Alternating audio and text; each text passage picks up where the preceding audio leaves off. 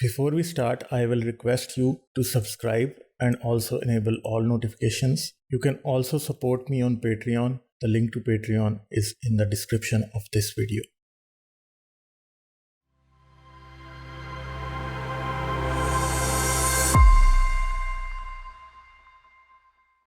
Hi everyone, this is Ghalib and you're watching me on my YouTube channel. If you search about Prophet Muhammad on the internet, you would find many articles and videos that talk about him as a very positive personality. He was very kind, he was just, he was the pinnacle of morality and good. But there are a lot of things that he did cannot be considered good at all. Rather, these things are absolutely evil. So today we are going to see which things can be considered as the 5 most evil deeds done by him. So let's start. In Mecca, he was very peaceful. He had a very few followers. He was not very powerful. There was no military might that he commanded. So he was very peaceful, and the Meccan version of Islam is absolutely peaceful, where he was very kind and forgiving, and he wanted the people to believe in him through acts of kindness and through his truth and his sense of justice. But as soon as he came to Medina, he gained a lot of followers in Medina. He had people who were willing to fight for him. He ordered them to loot the Qurayshite caravans that were going to Damascus from Mecca. So his companions started to loot those caravans. And these caravan raids were sometimes successful, sometimes failed, but in many of these, Muslims were able to gather great wealth, and all of that wealth was used for personal gain and to increase the military power of this infant political power of Islam. So a lot of people who were living in Mecca, they were suffering. Their pockets were at loss because of these robbing campaigns by the Prophet of Islam. Next, Prophet Muhammad not only made slaves, he owned slaves, he had sex with slave girls, he sold children and women as slaves, and he also allowed his companions to have slaves.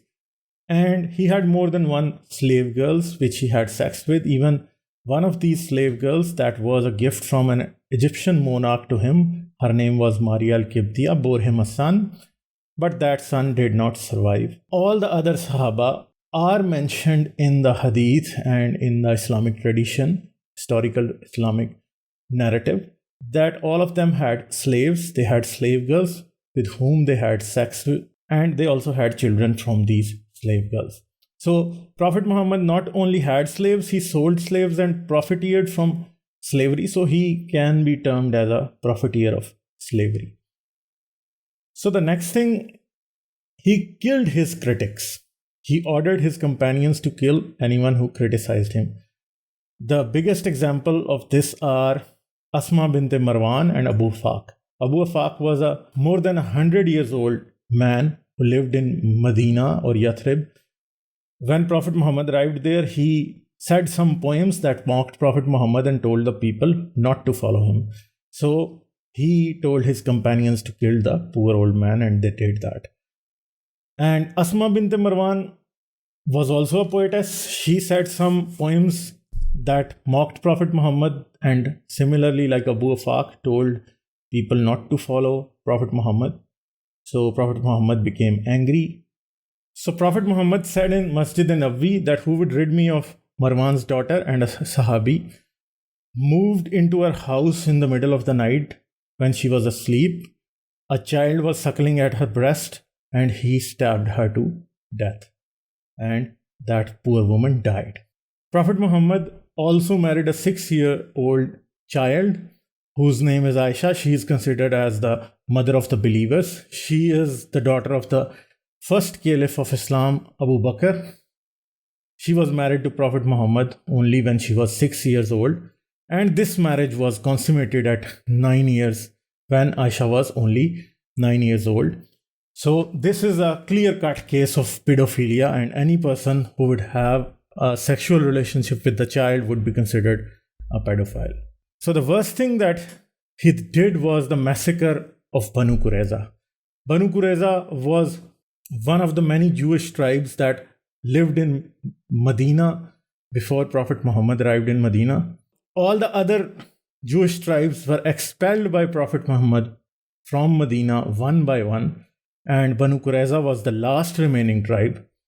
So after the Battle of Trench, they were alleged of conspiring against Prophet Muhammad and his companions. Prophet Muhammad alleged them of being in bed with the invading forces. So as soon as the invading forces went back, Prophet Muhammad surrounded the fort of Banu Kureza.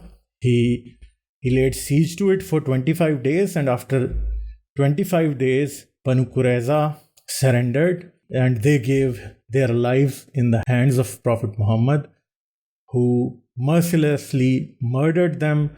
He ordered that a trench be dug in the market of Medina, and all the men were taken there. More than 600 of them were killed on the same day, and many of them were just pubescent children, because the way they were differentiating between a child and a man was that they would have a look at his pubic hair. If there were pubic hair, then he was considered a man and was killed, and if there were no pubic hair, he would be considered a child.